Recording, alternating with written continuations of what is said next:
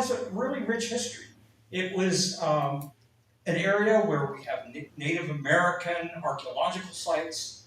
It was part of George Washington's original river farm. He had slaves that worked at this area.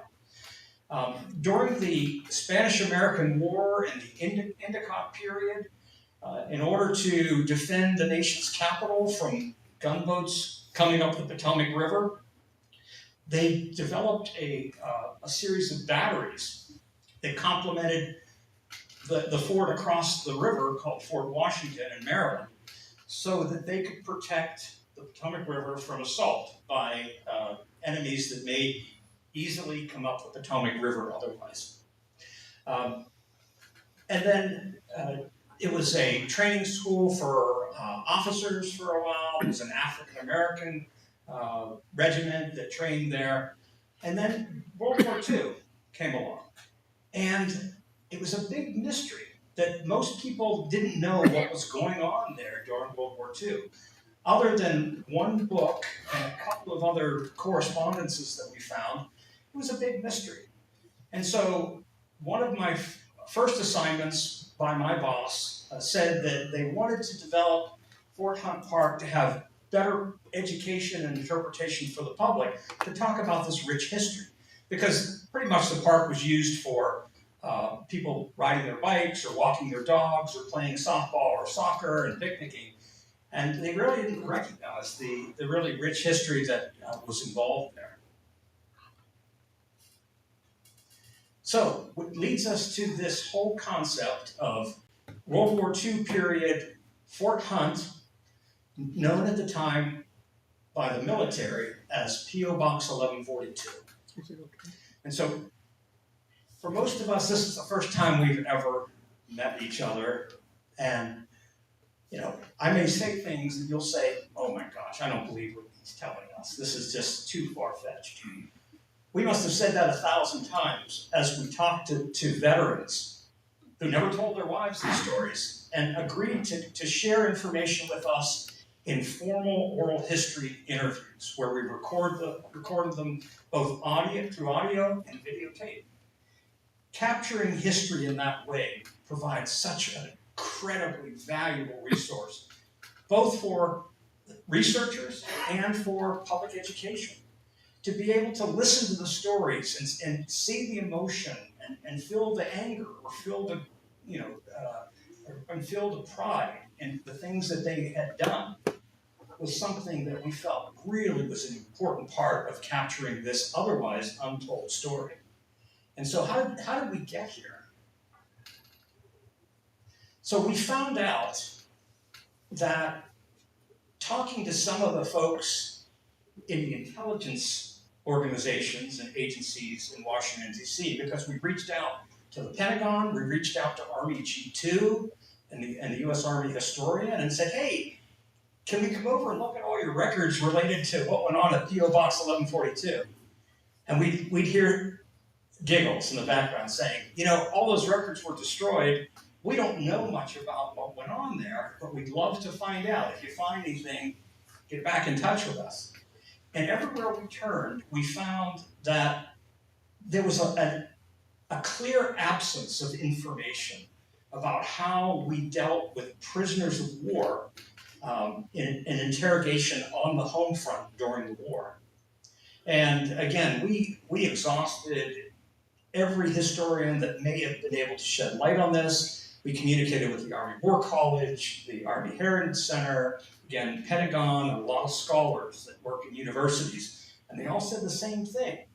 And this is a quote that we've eventually received from one of the veterans that we were finally able to locate and interview. And he said that the military intelligence information and techniques that took place at P.O. Box 1142 should be sealed away and kept secret until they are needed again. And he really meant that. He said that there are Americans that are being held hostage overseas today that we are able to sometimes communicate with through very secretive types of practices that we don't want to disclose these Otherwise, we'll end the opportunity to be able to be in contact and communicate, to increase morale of people that may be under situations that are less favorable than they would like to be in. And so we heard this theme repeatedly, that we have to be very careful about the information that's being shared, not to compromise techniques that are effective. So one of the things we did find, even though they destroyed all of the records, the National Park Service is pretty good at keeping our own records. And so we found this document that after Pearl Harbor, the Pentagon reached out to the Secretary of Interior and said that we would like to use the area that you administer as part of the George Washington Parkway called Fort Hunt Park, and we'd like to use it for reasons that we can't disclose to you, and we would like to use it through the duration of the war for at least 1 year after the end of the war. Hopefully that will occur. And so there's a permit issued to the United States Army to use Fort Hunt, and we didn't know what they were doing.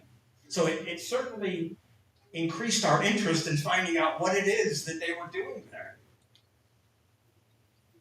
And you probably know this, and we had learned very well by talking to scholars across the country that during the Second World War, there were lots of German, some Italian, very few Japanese prisoners that wound up on the home front, that were here, that went through interrogation, and they were eventually distributed around the country in over 500 different prisoner of war camps. So, for example, you may have heard of Camp Pine Grove Furnace, or in Gettysburg, it was Camp Sharp. There were camps all across the country.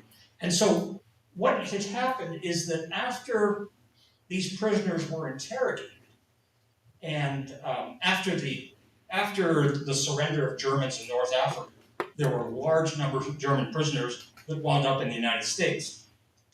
And after they are effectively exhausted of any intelligence that they might be able to provide to us, that they were segregated.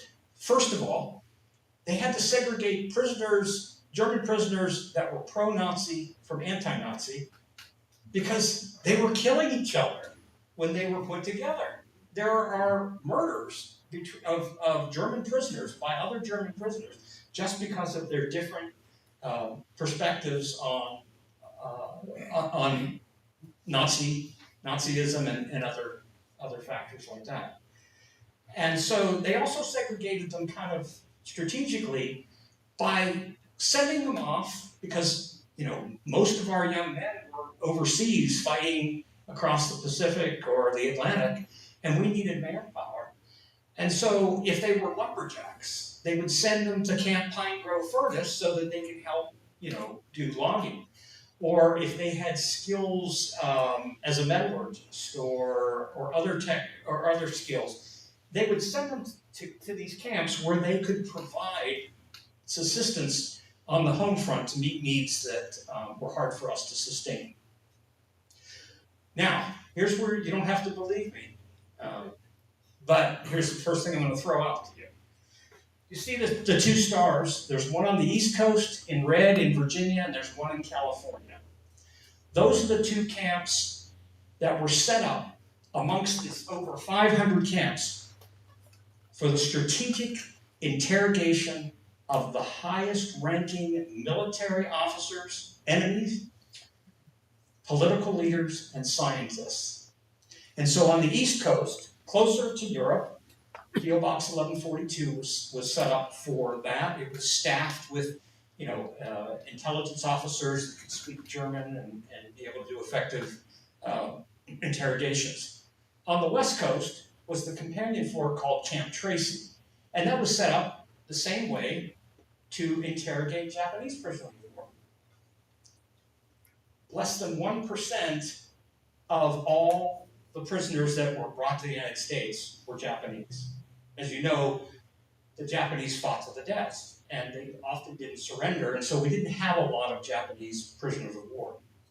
But they had set up originally with the intent of using these two camps for those purposes. Are you familiar with Camp Ritchie, Maryland? You probably heard about the Ritchie boys. So it was the military intelligence training camp to teach people how to do interrogation. Most of those men were taught to do battlefield interrogation so that you were on top of recently captured prisoners soon after they were captured, to try to get information as quickly as you can to help with decision making.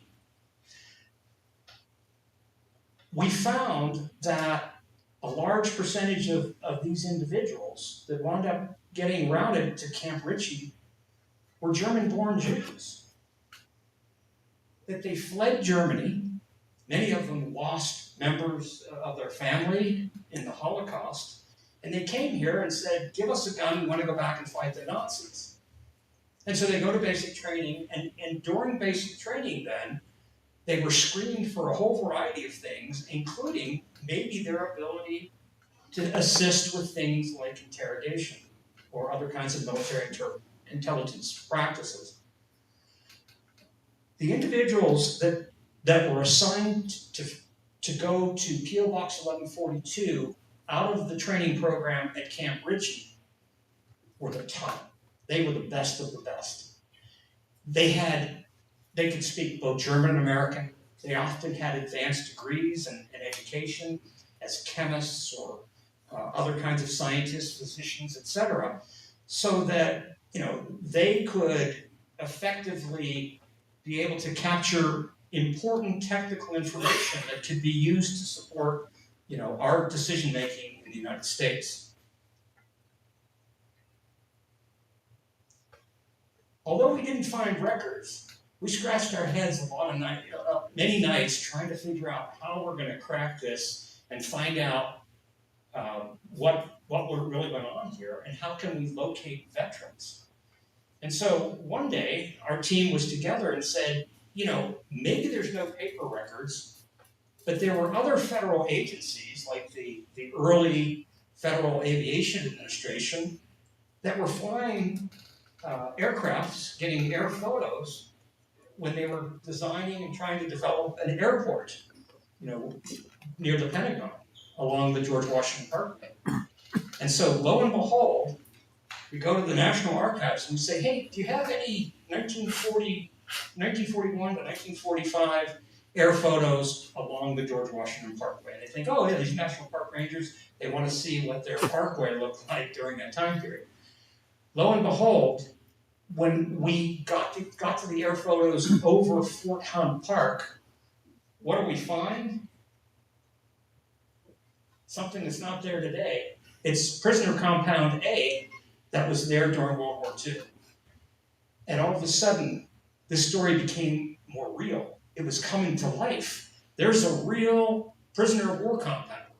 And then there's the enlisted men's barracks, and there's all sorts of things. That's the river, that's the parkway. And so that was a very exciting find. And as we looked at air photos spanning those 4 years, we could see how the camp developed, it expanded, they built a second prisoner compound. And we already had a story that was developing before we even spoke to one person that worked there.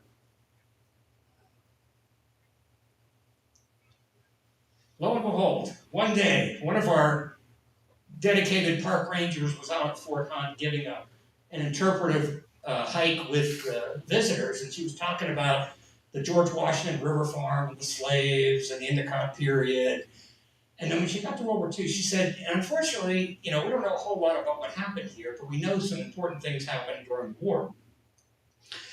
And somebody in the audience stood up and put their hand up and said, oh, my neighbor used to work here during World War II. Would you like to talk with him? And it's like, oh my goodness, a real living human being that we might be able to talk with.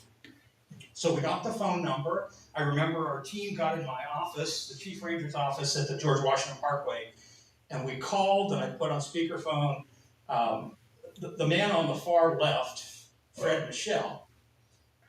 And I introduced myself. I said, hi, is this Fred Michelle? And he says, yes, who's calling? I said, My name is Vincent Santucci. I'm the Chief Ranger for the George Washington Memorial Parkway. And we're involved in a research project, and we understand that you may have worked at P.O. Box 1142. Silence. The next thing we hear is a voice that says, "How do you know about P.O. Box 1142? And so we proceeded to have a conversation. He said, "Oh my goodness, we did some incredibly important things there, but I wish I could tell you, but I can't. And if I haven't given in to my wife of 65 years and let her know, I'm sorry, I can't tell you." Unfortunately, I can't help you at this time, but if you can find a way to get me permission, I might be able to talk to you. So we respected him, and we didn't push it any further. But we then needed to cash in on some of our friendships and partnerships that we had. And so I immediately contacted somebody who worked in the Pentagon in Army G2, and I told him what we were doing, and he's very interested in our project. And he said, "What's your email? I'm going to try to get something that might help you." I didn't know what he was talking about, but about 3 days later, towards the end of the day, I get an email that came in from this individual, and attached to it was a letter by the Director of Counterintelligence, Army G2. And it's basically saying, "Dear veteran of P.O. Box 1142, thank you for your service. We understand the work that you've done at P.O. Box 1142 during the Second World War is extremely important, and understand that you had signed secrecy agreements at the end of the war and you have not been able to talk about this." And so he basically lays out this proposal to them to say, "We respect your decision on whether to talk, but we are partnering with the National Park Service to try to capture this history that otherwise is going to go extinct with this generation of men.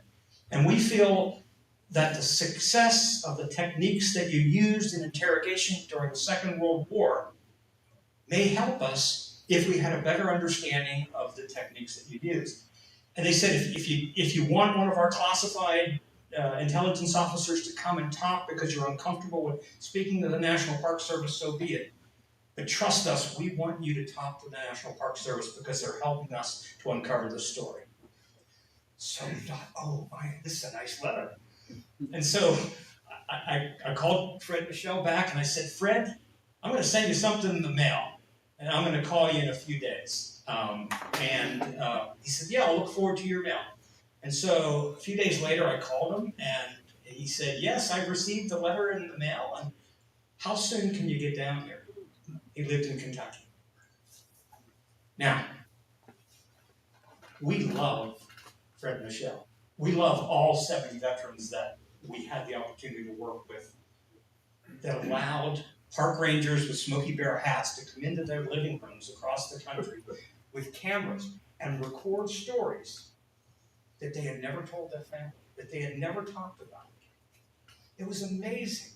We'd go to the homes and greet and say hi to everybody, and all of a sudden they found out that there's like 20 people in the room that came from California and Wisconsin because they wanted to hear what Grandpa's story's all about. They've been waiting all their lives. To be part of that experience, oh my goodness, for them to share both very important historical information, but very personal information as well, is just an unforgettable experience that we are so proud that we rangers that preserve things like natural and cultural resources preserved a story that was definitely going to go extinct through these 70 oral history interviews. And what we have learned, again, you're not going to believe me, but I encourage you to listen to one or two of the interviews. They're all posted online.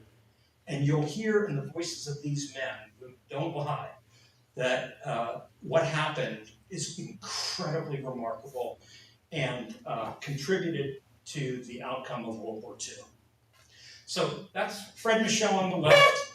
Next to him is Ranger Brandon Buys. He was our historian. Next to him is George Mandel, and then myself at Fort Hunt Park. So here's what I'm going to tell you. Again, you can laugh, you can say I'm nutty. My wife tells me that all the time. These are the things that we uncovered, that we realized after these 70 interviews of what we were able to capture and preserve forever. And those include that there were several top secret military intelligence service programs that were ongoing just a few miles south of the Pentagon that were able to provide information and intelligence quickly to the Pentagon and to the White House and the Department of Defense to help make decisions. It was an important history that clearly was going extinct with the passing of these men. We regret that we didn't figure this out 10 or 20 years earlier to be able to reach a larger number of veterans that had since passed. But the 70 that shared this information have told us quite a story. They definitely did work that contributed to the outcome of the war.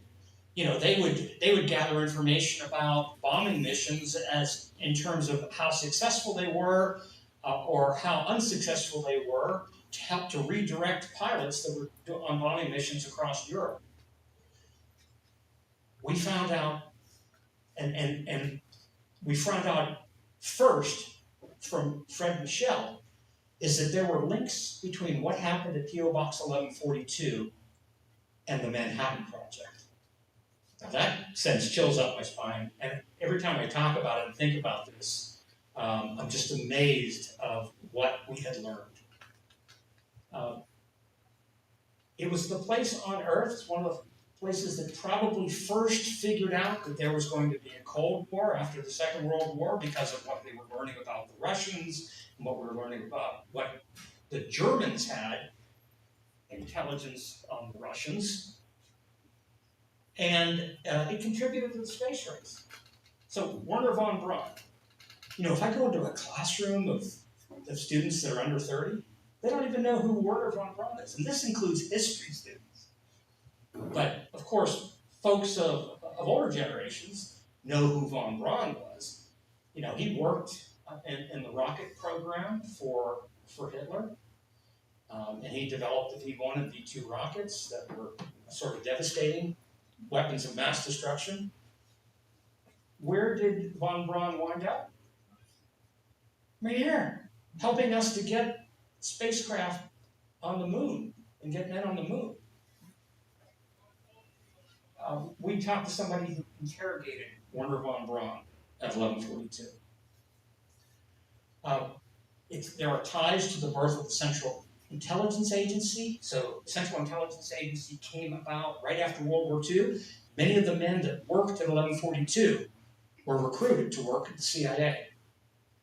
And then there's this human interest story of a lot of the interrogators, the enlisted men, not the officers, were German-born Jews that helped to uncover a lot of the stories because they could dress up like another German prisoner, and they can go into a cell with another real German prisoner and convince them that they're real Germans. They're not a young man from Alabama, American boy, to learn German in a classroom. No, he grew up in the town.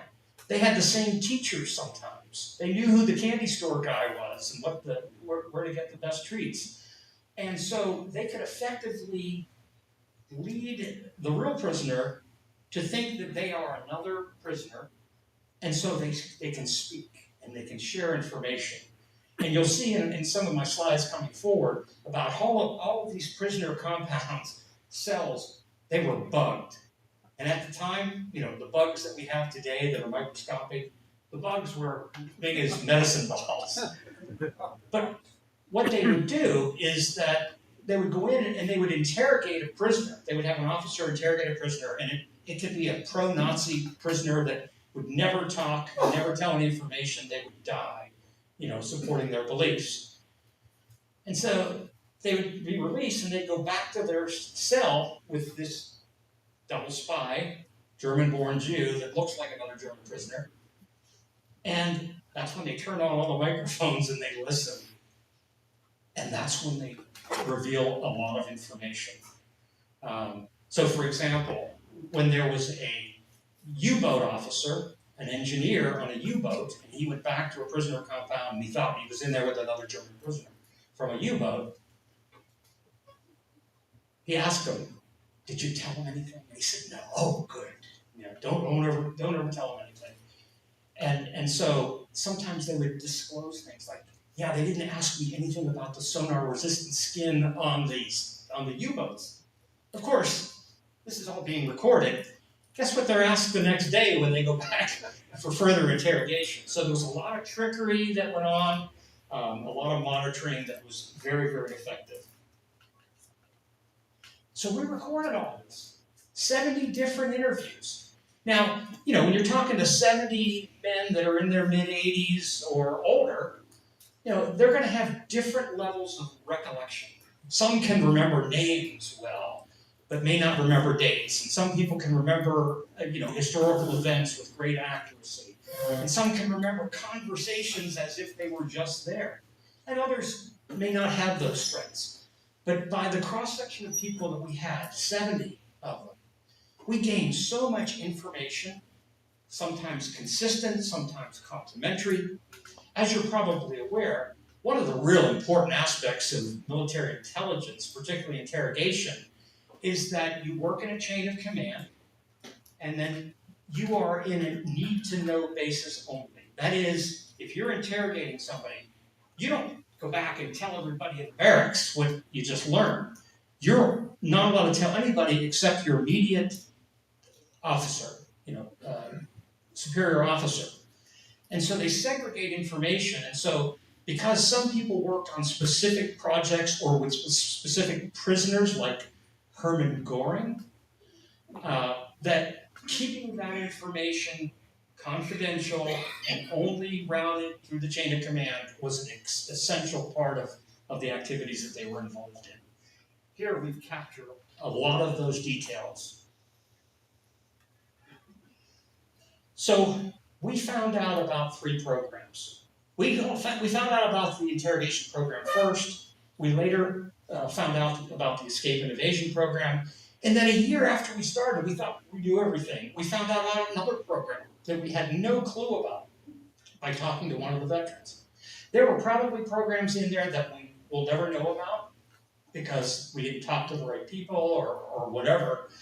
But basically, the MISY, Military Intelligence Service Program Y, was a joint interrogation center where it was interrogating not just enlisted prisoners of war, but high-ranking officers, political leaders, and scientists. The kind of strategic information that could have profound value in the work during the war. And it was joint. So there was some naval interrogators there that were working closely with the Army. Now, that always doesn't work that well, but it seemed to work well at this time, particularly because the earliest prisoners of war that were sent to Fort Hunt were German personnel off of U-boats that were being sunk off of the Atlantic coast. And so having Navy personnel there was really important, and I think everybody recognized that. The MISX program was the escape and evasion. There were 2 components. One is developing secret coded messages so that if you were trained the code and you're a prisoner of war in a stalag, that you know how to decode these secret messages that are invisible to anybody who doesn't know the code. And so mail would come into a prisoner of war camp, and if they used the coded messages, someone could use that process to be able to determine information that's being sent to them. More than anything else, we heard that was important.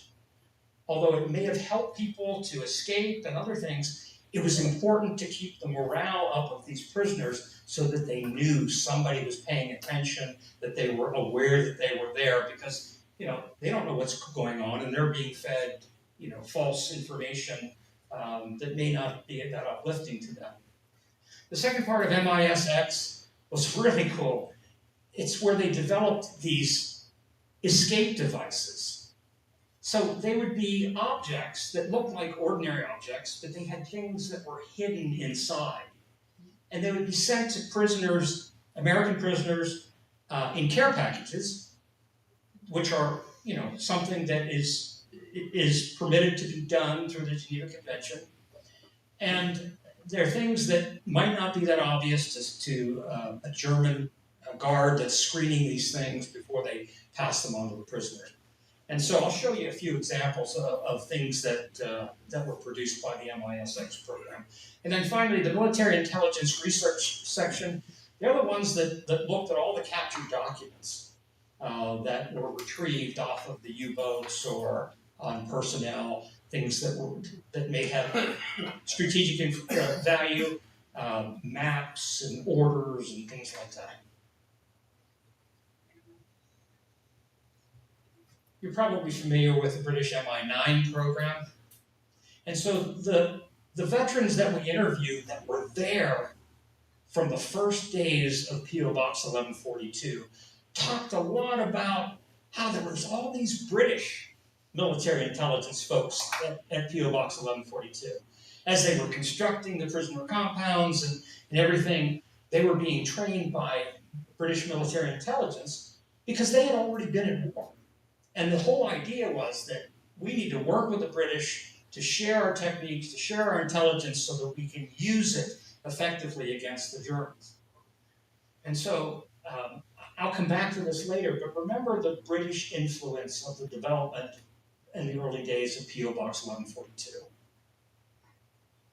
So there was one resource out there that we can find. You know, there weren't hundreds and hundreds of publications or research articles and things about what was done. But there was a book, and it was written by one of the veterans who had a very low-level position. He basically transported packages, care packages that had escape devices in them to a post office in Baltimore, and they were shipped overseas to be sent to prisoners of war. So he wrote this book called The Escape Factory, where all of the veterans said that they were so upset that he published this book, in part because they felt that the vast majority of it was not accurate. He didn't have access to the information that was really going on, and so they felt that a lot of this was embellished.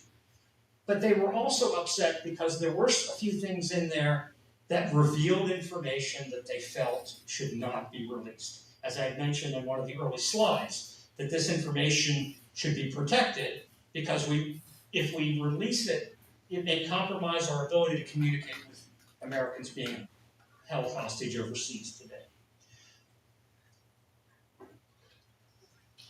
You probably are familiar with this movie. So, one of the things we asked the veterans routinely, just to get their perspectives in discussion, what did you think of the movie Great Escape? And they said they thought it was good, but just about every one of them said, you know what was better than that? More accurate? Hogan's Heroes.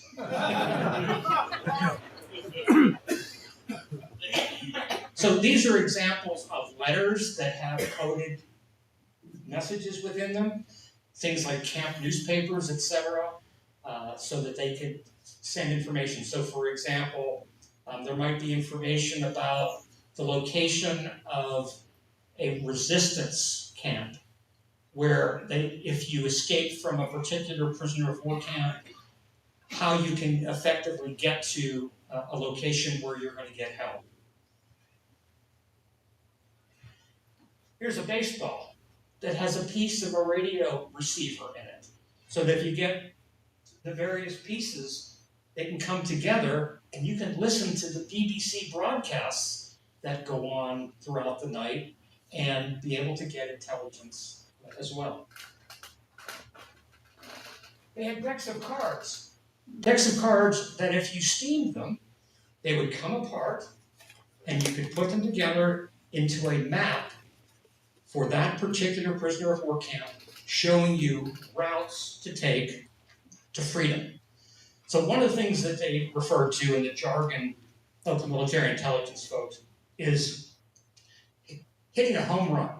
Hitting a home run is when you generate a coded message and send it to a prisoner of war, and that leads to that prisoner of war successfully escaping that camp and getting all the way back home to the United States.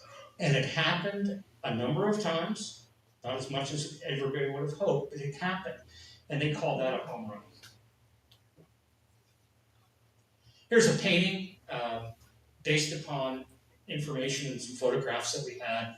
They had these buses that the windows were blacked out and the prisoners would come in. And this was a group of U-boat personnel that were captured off of North Carolina coast. So when we started to find records, and it's interesting that at the end of World War II, Army G2, General Strong, wrote to the camp commander at P.O. Box 1142 and gave the direct order that all of the records related to the interrogation program at P.O. Box 1142 need to be destroyed. And they did that. And that all of the personnel that worked here have to sign secrecy agreements. And they did that. But I told you momentarily ago that the Navy also worked there. And so the Navy didn't destroy their records. The Army is not going to tell the Navy to destroy their records, and they're not going to do it. So by working with the U.S. Navy historian in Washington, D.C., we began to find records that otherwise we couldn't find anywhere about some of the interrogation that went on. So some of the typical types of documents that would be find would be the prisoner profile. So when they're brought in and processed, they have their photos taken, mugshot, fingerprints, all their information demographically, their date of birth, their family heritage, what towns they lived in and grew up in, what branches of the service and training did they receive, all that sort of thing. And that was very useful because the individuals that were assigned to interrogate these people could utilize this information effectively to convince that prisoner that I already know a lot about you. So you might as well just talk, because what's going on over in Germany is not too good for your family. And if you cooperate with us, we'll treat you well and do some incredibly valuable things for you. And so there was a lot of trickery. There was using, microphones to listen. But one of the things that all the interrogators told us is that one of the most effective things that they were able to use was reward. And they said it really worked. They also told us that waterboarding and all the techniques that were used, during that later generation were not the types of techniques to get valuable intelligence information. If somebody's under duress or scared out of their mind, they're going to tell you anything you want to hear. But if you want to get reliable information, you tell people that I'll give you my word as an officer. If you're talking to a colonel, I'll give you my word as an officer, which means a lot to the military. That if you share the information that proves to be true with us, I guarantee, again, I give you my word as an officer, that we will have the United States Army deliver packages of things to your family and letters from you, and we'll get letters from them to bring back to you. How valuable could that be?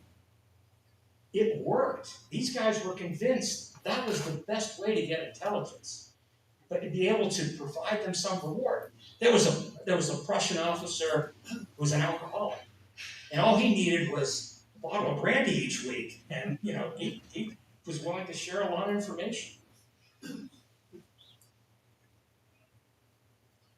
On the right is one of those bugs, right? Microphones, listening devices that capture a lot of important information.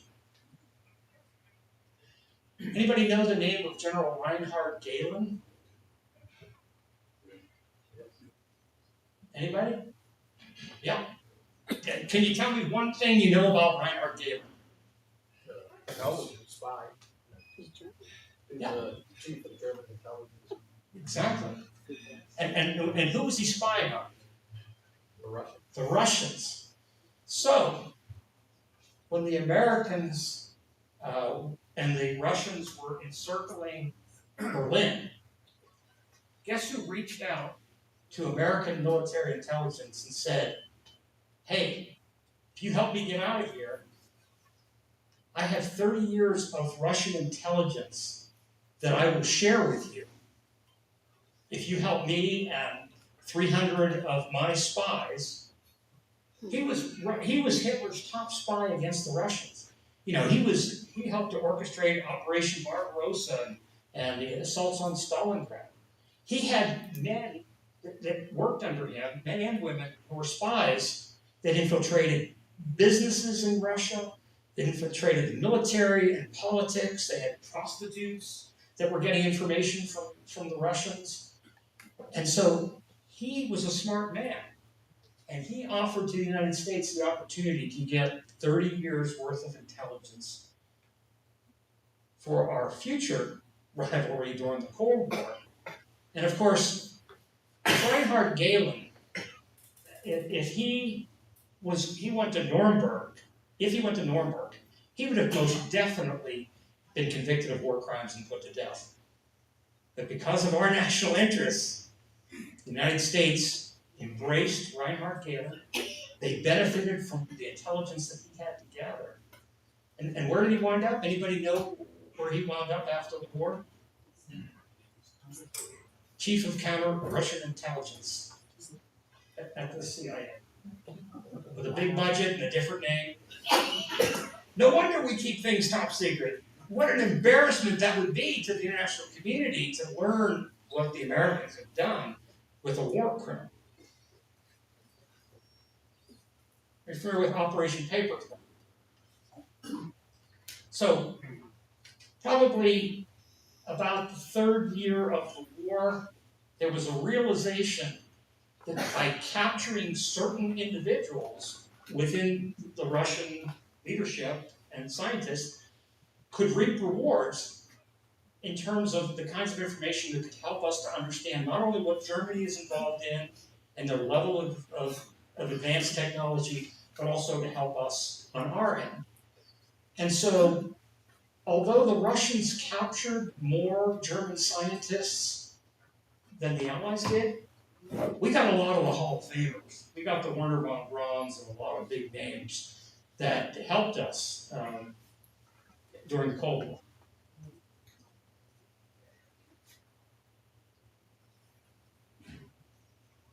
There's one of, if you look in the upper right, photograph of von Braun sitting next to President Kennedy.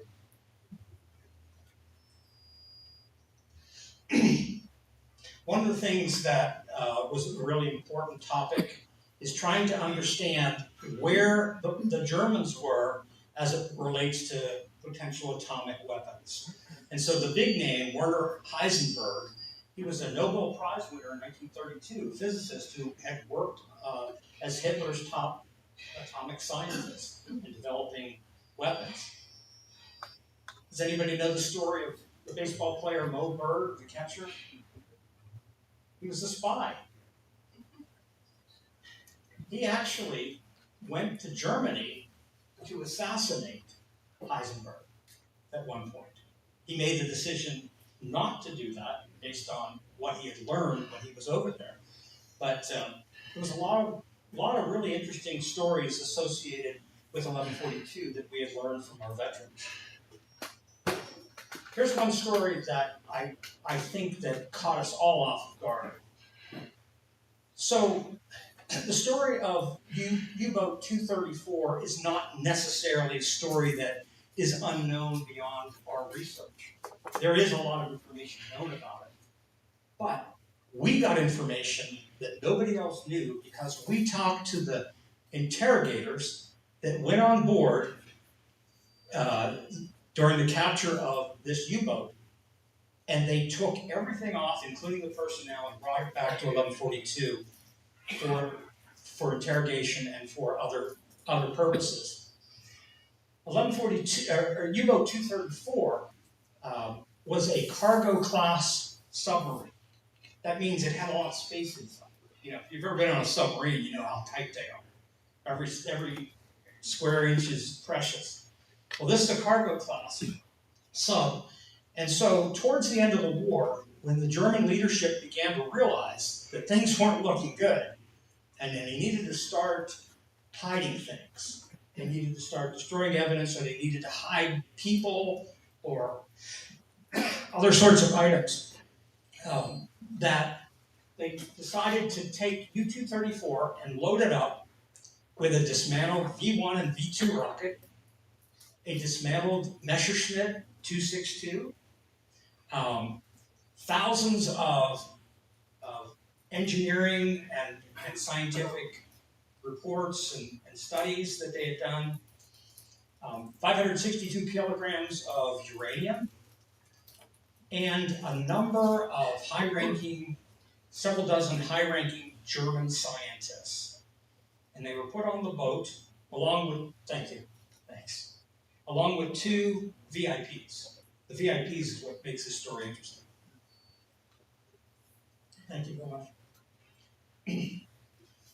And they set sail from Europe, and they went down the Atlantic, they went past the Caribbean, and by the time they got to the Caribbean, the radio man on the U-boat reported to the captain and the officers that Germany had capitulated. And so their decision was, what do we do? This is a suicide mission. Maybe we need to surrender, but we don't surrender to the British, we don't surrender to the Russians, we surrender to the Americans because they'll treat us with more humanity. And so they set sail for the Atlantic coast. They were picked up by the USS Suffolk. Lo and behold, one of the people we interviewed was the MP that was on the USS Suffolk that described to us the scene on the horizon at dawn, looking broadside at a U-boat with a bunch of German prisoners and scientists on top. And he was the first to board that, and he went through, he had to clear it to make sure that it wasn't booby-trapped or there were any explosives or anything. And we got an interview from this guy. But anyways, all that personnel and all that technology went to 1142. 1142 was a really important place. And so, I didn't tell you about the two VIPs though. And again, that's what makes this interesting. They found the bodies of two Japanese officers that were on that U-boat. Now think about that for a minute. Why would there be two Japanese officers? They were going to Japan. They were sending U-234 to Japan with the idea that they would share technology, they would share, this research, they would share the weaponry to perhaps advance the ability of the Japanese to sustain their effort, draw the attention away from Europe, and allow Germany perhaps to persist longer. Very, very spooky. Of course, the people at the Pentagon reacted to that. I'll share a little bit more in terms of that. But do you know where we heard this from before anybody else? Our first interview with Fred Michel. Fred Michel told us everything. And so we didn't even know what to ask. We just tell us anything that you think is important. He took a blank slate and led us to understand the importance and the complexity and the scope of the work that was underway at P.O. Box 1142. If it wasn't for the work that he guided us on, a lot of this story would have definitely never been explored and researched and uncovered, and he helped us to connect the dots from the beginning. He's a hero to all of us in the Park Service that worked on this project. Now, I have to admit, and I feel tremendous guilt about this, is that in the evening, after Brandon Byes interviewed Fred Michel, he would call me and he'd go over information. And there was information that Fred said that we thought, wow, that's a little far-fetched. He stated that the intelligence gathered off of U-234 helped to influence the date they dropped the bomb on Hiroshima. And we're thinking, well, that that can't be. This man's in his mid-80s. He hasn't talked about this stuff in a long time. Maybe his memory's not as good as it could be. That we even questioned that. We're shamed because of what we learned later. Fred was dead on. What piece of American history, of world history, is more important than the dropping of the bomb on Hiroshima, for the 20th century? I mean, that is one of the most phenomenal, it changed the entire world, geopolitically and otherwise. Anyways, you can look up U-234, but we got information firsthand from people that were on that boat.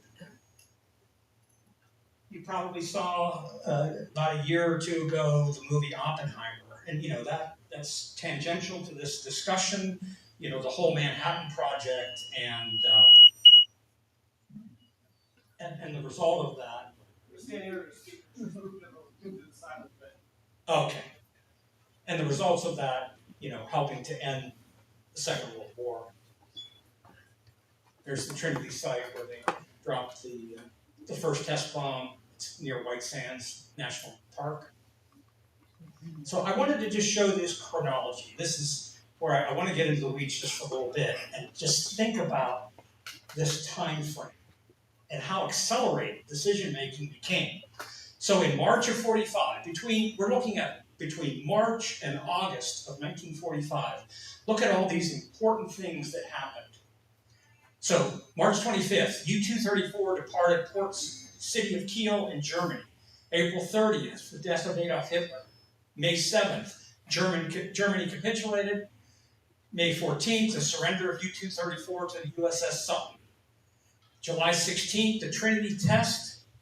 A lot of pressure on Oppenheimer to get that moved forward, in part because of what we learned about two Japanese officers accompanying U-234. July 18th, Camp Tracy, that's the Japanese prisoner of war camp in California. Everybody was sent from California to Fort Hunt. Even though we were still heavily engaged in Asia, they moved them there. And we always wondered, why did they move them? Because they wanted to see what intelligence might be gained about what the Germans were sharing with the Japanese. August 6th, dropping the bomb on Hiroshima, 9th on Nagasaki, and the 15th, the surrender. In our mind, that is an incredible story that we wouldn't know if it wasn't for the veterans of P.O. Box 1142. They helped to tie this together. How many thousands of scholars are out there that have published on World War II? There's not one book that tells this chronology under that whole idea that what was discovered on U-234 led to decision-making on determining a date to drop a bomb on the Japanese. So I look at that picture of Fred, and I am so thankful that we were able to meet him. He is the single person on this planet that had made it responsible to understand and capture the story. And how horrible we felt that we ever doubted him. Because shortly after his death, we received a package from his wife and daughter that had his uniform that he wore at P.O. Box 1142 that are now in the collections of the National Park Service that helped to preserve part of the story. A lot of his records, including his military service records. It's hard to see, but these are his separation, his discharge papers. And if you look very close, and it's hard to see, one of the things on there, it talks about how he went to basic training, how he went to Camp Ritchie, how he worked at 1142. You know what else it says on there? He's recognized for his contributions to the Manhattan Project.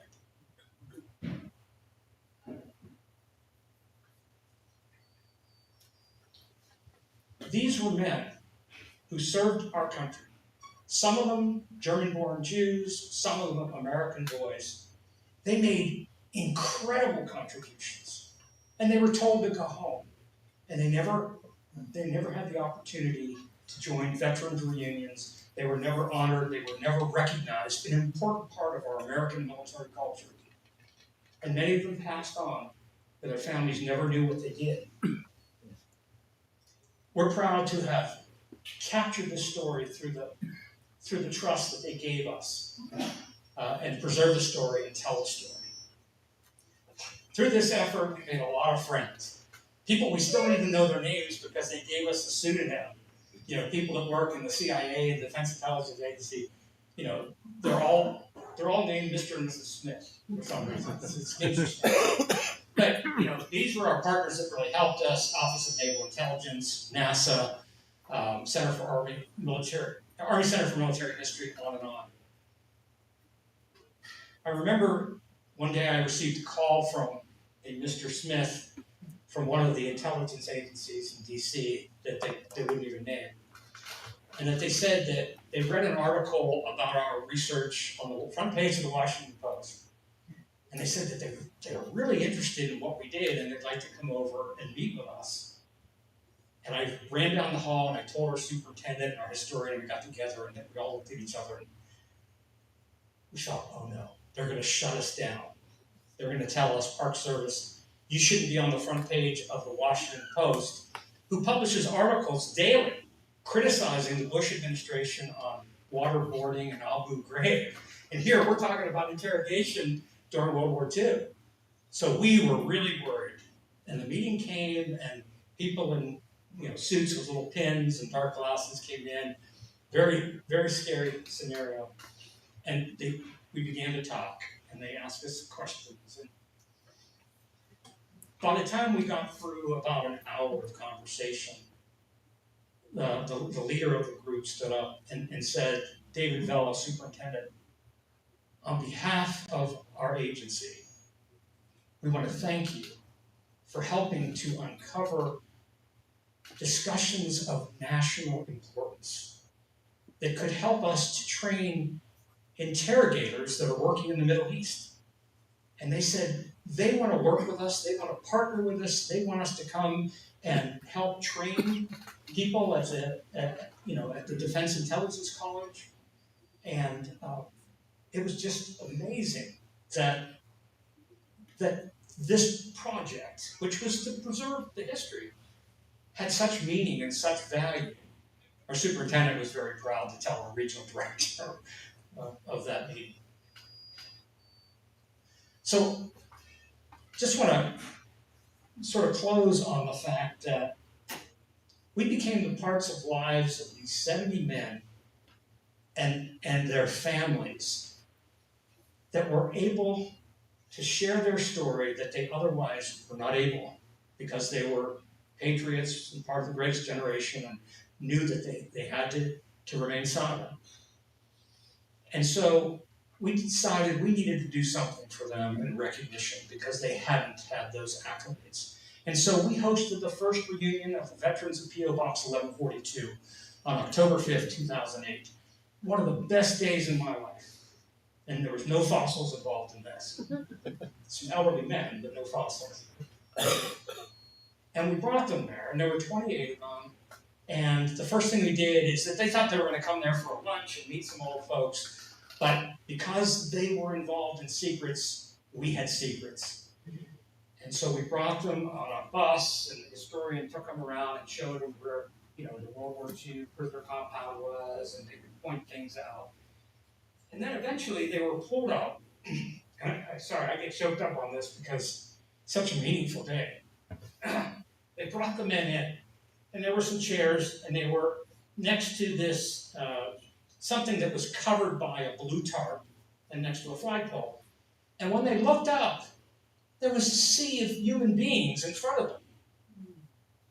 Television cameras, members of Congress, representatives of all of the intelligence agencies, congressmen, aides, neighbors who had lived in the community during World War II, representative of every branch of military service, families, friends. And they looked out and, what's going on here? They didn't expect that. They didn't know this. And so my superintendent gave me one of the honors of my life. to be the MC and to welcome these men and to thank them on behalf of the United States. And so, at exactly 11:42 a.m. in Virginia, we dedicated a memorial and raised the flag that we just put in 3 days before in the exact location where the garrison flag stood in P.O. Box 1142, and dedicated this memorial in a national park that will be there forever to tell the story of men who otherwise would have been unrecognized.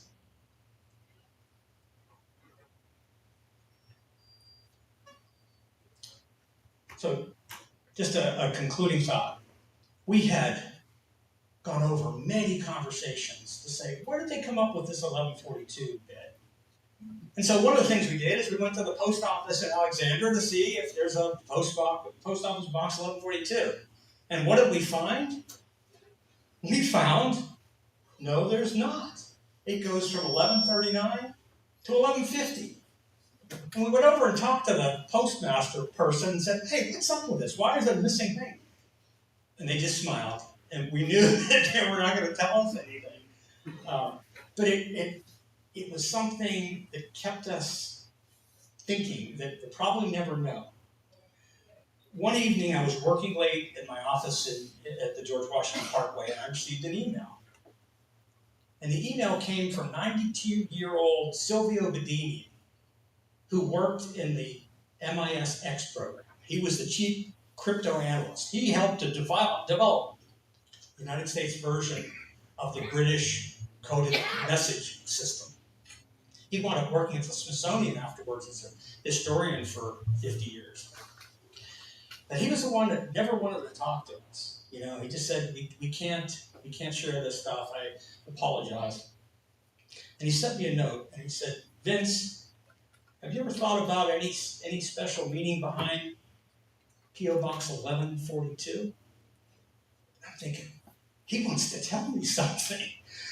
And so he never told us what it was, but he led us in directions where we had come up with some theories. Have you ever used Google? You know, you can Google things all day long, and the same words, you get different hits, right? I Googled 1142 at least 1 million times. And one time, I Googled it, and something weird came up. And it had to do with a children's bedtime story from around 1900 that was in England. It was a bedtime story told to British children about Princess Matilda, who was supposed to become the queen. But unfortunately, she was captured by enemies. And she was held in a tower. And because she was clever, because she was smart, although thousands of men died trying to rescue her, she was able to find a disguise and find her way out of that tower and escape and evade through enemy lines in 1142. British children, bedtime story. They came to P.O. Box 1142 and helped us set that camp up and suggested that. We don't know if that's the case. We'll probably never know, but it's always fun to think about. Final slide. So when we were setting up this reunion, again, this was really important to us. These people became families. These were like our grandfather and our new extended family. And we loved these people, and we mourned the loss of every one of them. That we created this logo. I created this logo. And it's basically showing Fort Hunt. In the middle is the flagpole, connecting on each side a World War II veteran that worked there and a National Park ranger. This is so meaningful to us, and it tells our story. Thank you for your time.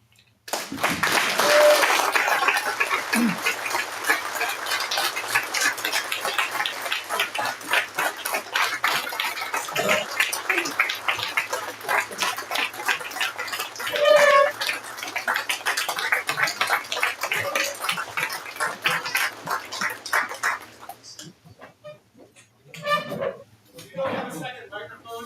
tonight, so if you have a question, just raise your hand and you'll repeat the question so everybody can hear it. Besides Von Brown, any other major well-known inhabitants of 1142? So I could tell this story for 4 or 5 weeks. There are so many tangents to it.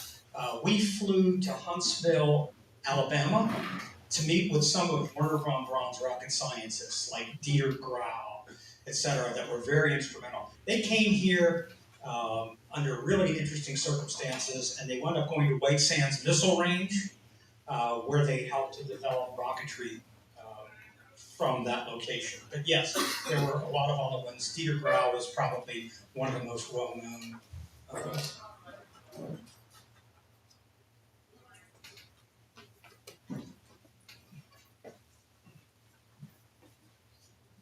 Yeah, through Mo Brown and some other information, I knew that the Germans weren't as close to developing the atomic bomb as we really thought. How close were the Japanese? That's something that didn't come up at all in our research, just because there were so few Japanese prisoners that we didn't get into that complexity. We don't know the answer to that. There might be other scholars who do, but we don't think that they were very far along compared to, the United States and the Allies. So I don't know if anybody else has an answer to that. Yes. No, I got a question. Yeah. I do not have an answer, I have a question. Okay. So the question is, what exactly did Fred learn from the crew of U-234 that influenced the date we dropped the bomb? I can't tell you. Why not? Top He secret. told you.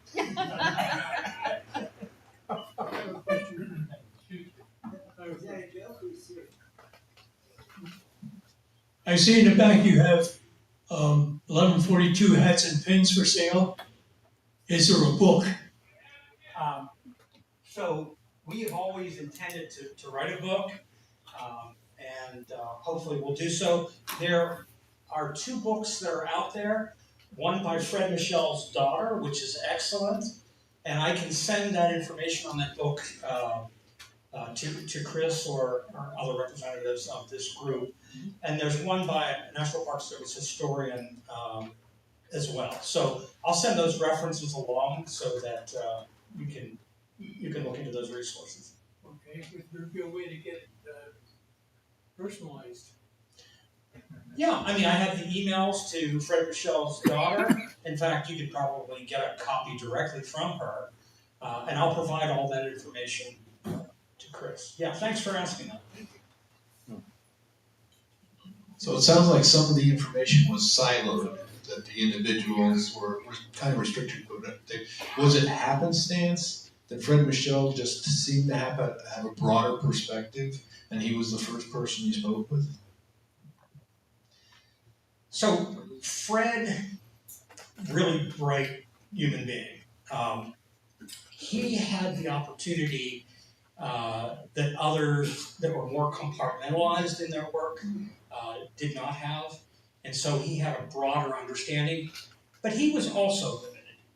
But because he was the first person that we spoke with, he was the one to paint this picture of questions that we would have never thought to ask about the activities that went on there. So we couldn't ask him much about the MISX program or the MIRS program. He didn't really know anything about that. But he had a pretty good understanding, and he probably understood well at the time the role that he served and how it fit into a bigger picture.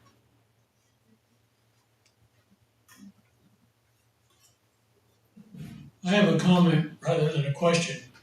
This was an excellent presentation. I personally, and I'm sure everybody in here wants to thank you very much. I got one hell of an education tonight. I had no idea this even existed.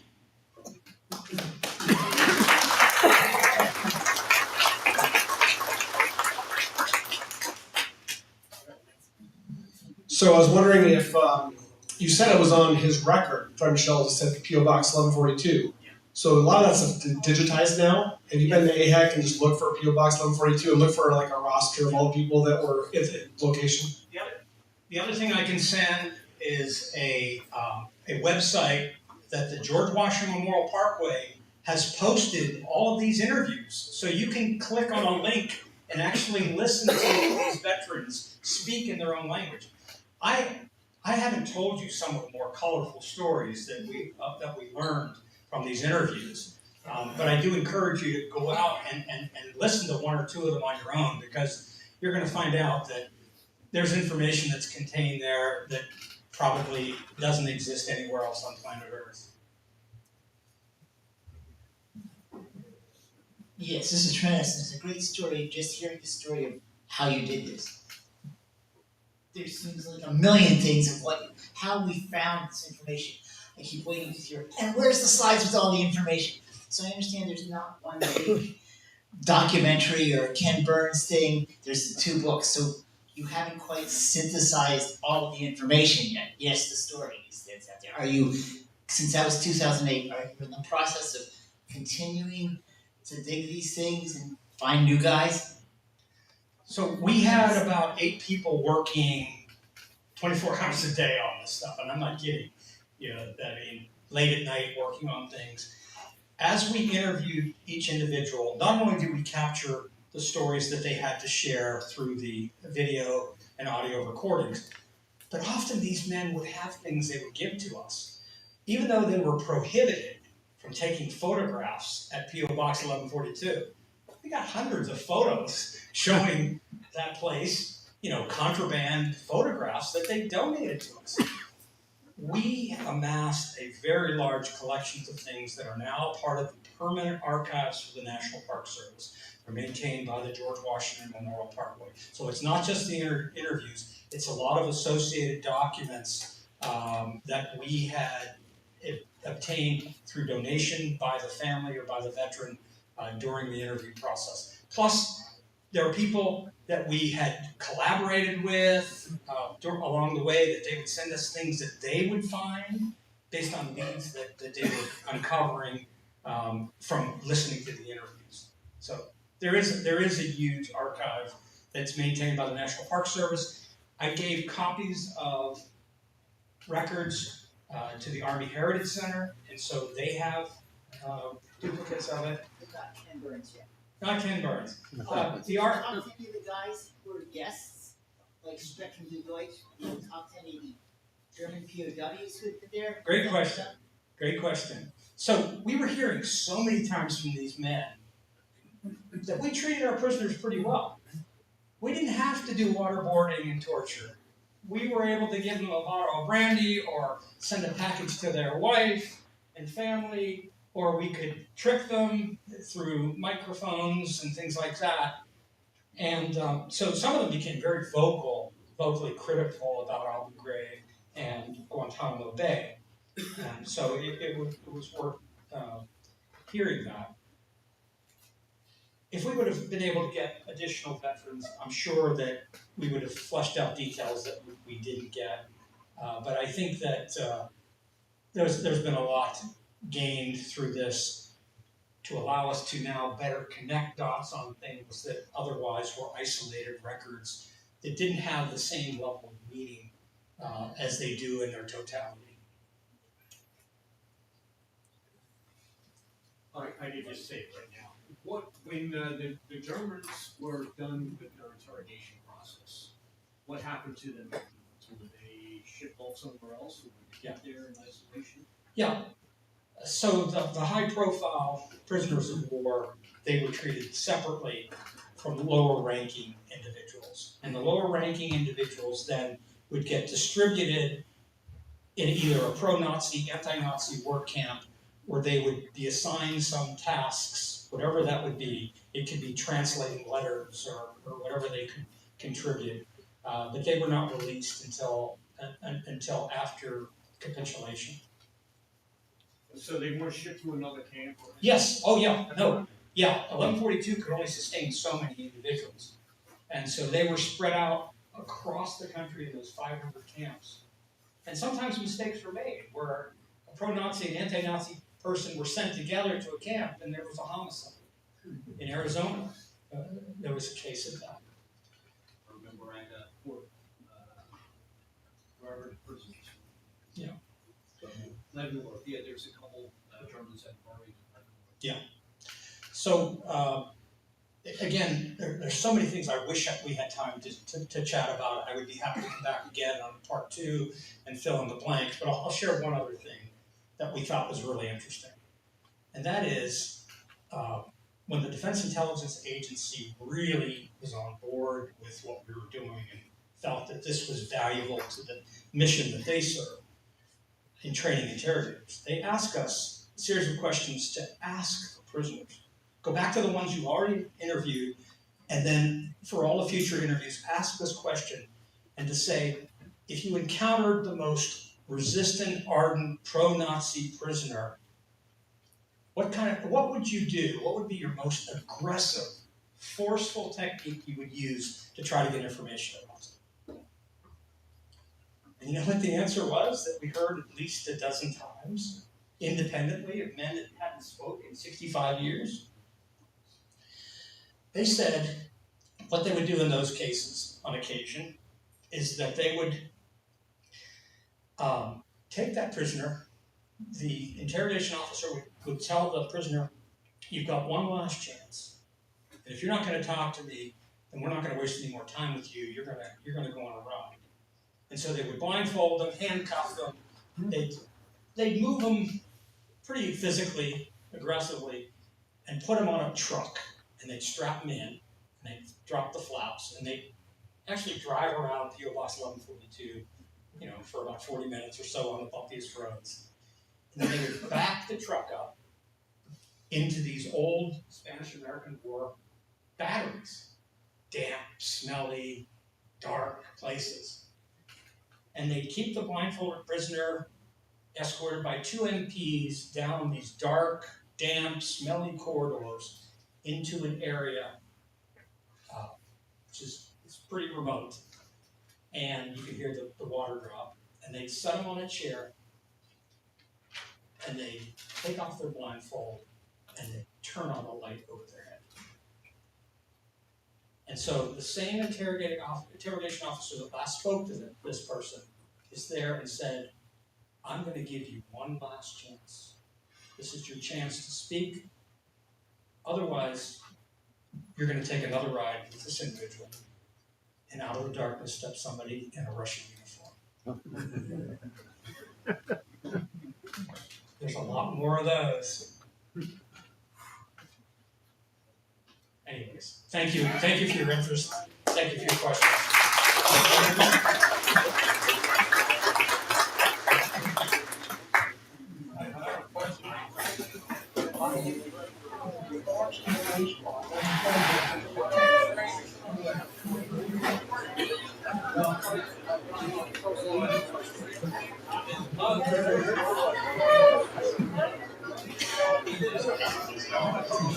Hey everyone, before everybody goes, just a few words to close it up here like normal. I want to thank the speaker, and I have a quick gift here, our famous coffee mug. So you can enjoy for breakfast coffee or a choice of beverage there, whatever you want. It's got our logo on double-sided. Our new coffee mugs are double-sided. We used to have the one-sided ones, the new double-sided one. So I want to say thank Vincent for coming in. Vince for coming in so on such short notice. We only had a 1-day notice to change speakers. And I called Vince up and he said yes right away, and I was so happy because a lot of speakers, you can't get on such short notice, and he really helped us out here. We've never had to cancel a meeting before, so we're happy we can provide a speaker for you tonight despite the change. Robert Hartline, the USMC pilot, will be coming hopefully in May. And like Jeff said, Bill Dahlman, World War II veteran, will be coming in February, Navy veteran, destroyer veteran. In March, we have a P-47 fighter pilot named Bob will be coming. April, a P-47 pilot, Alan Shapiro. And like I said, hopefully in May we'll have Robert Hartline coming back to be rescheduled. Please see our helmet committee gentlemen on the way out. We have original World War II helmets here. And if you want to fund our operation, please give us a donation. And other than that, please enjoy the night. We'll see you next time. Thank you guys. Appreciate it.